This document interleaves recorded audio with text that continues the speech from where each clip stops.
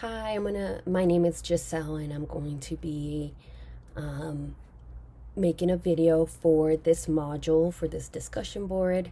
So I'm gonna go off and start off with question number one and discuss the differences between radiological weapons and nuclear weapons. And basically the difference is how they are composed. So basically the weapon itself. And a key factor about them is the effect that they have on the audience, such as the targeted location, the effect that it has. For radiological weapons, they're considered to be dirty bombs in a way, just because of the ingredient that they're laced with.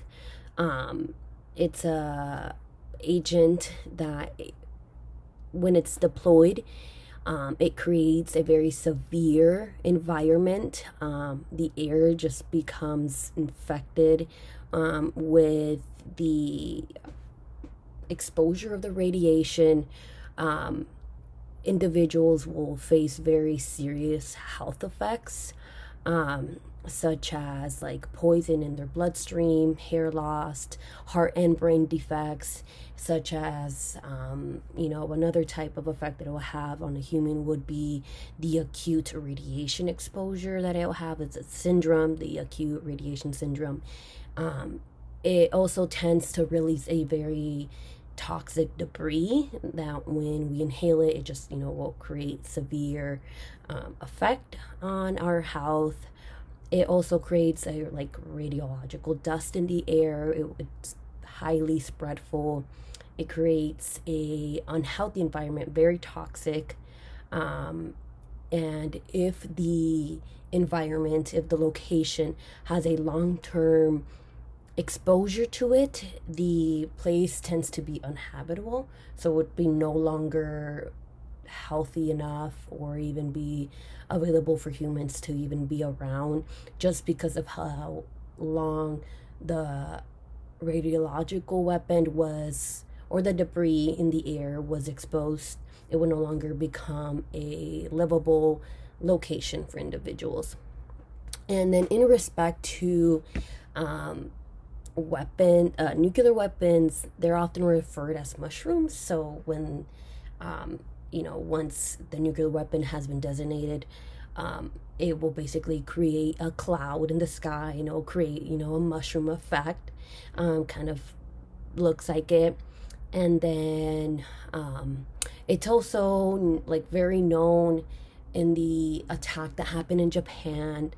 It created a very significant impact on people. It had hair loss.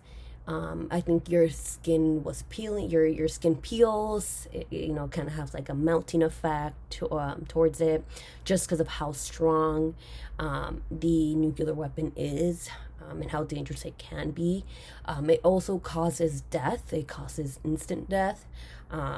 And then just because of the main characteristics that it has, such as like fireball, it has shock waves, fallout, and then electromagnetic pull that it has.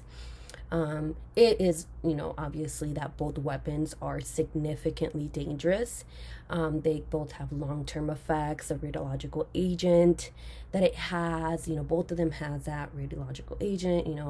Once a human is exposed to it, it's basically a very, very dangerous weapon. It causes health defects. It's a very, very dangerous biochemical weapon. Obviously it will also make both weapons can make the place uninhabitable when it's left there long term. So it's both of them are just very dangerous. And then for the question of extremist terrorists, it is not impossible for them to obtain the weapon, but it is significantly hard to make a nuclear weapon.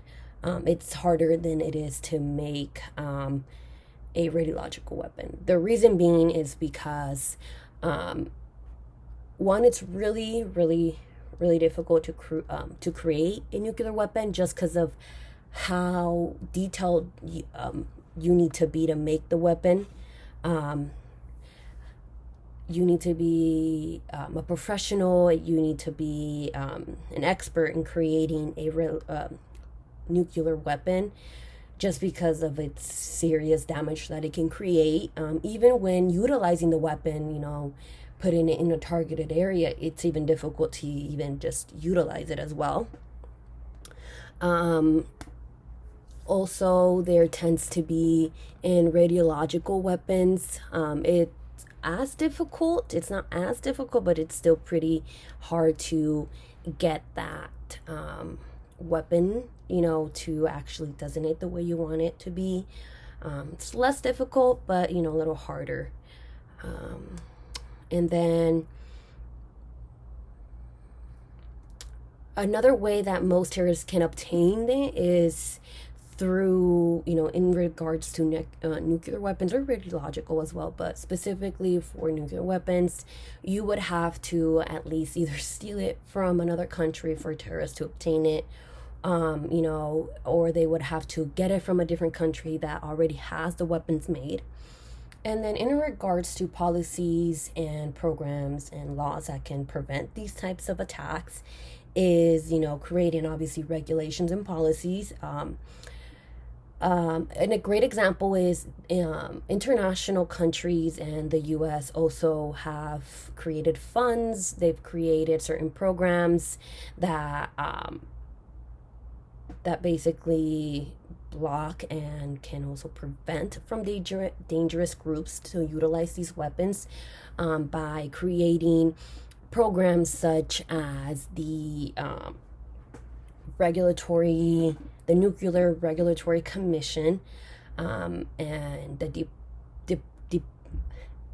Department of Energy and National Security Administration, and other agencies that prevent these types of incidents and attacks from occurring, such as, putting regulations and rules and policies, from letting even, certain chemicals or biochemicals to be exposed, or when they're being transported, such as certain factories or manufacturers or, industrial productions that utilize certain biochemicals that could be used, such as isotopes. That would be a very known one. It's a very popular one that is often used. That's a way that could prevent these types of attacks from occurring.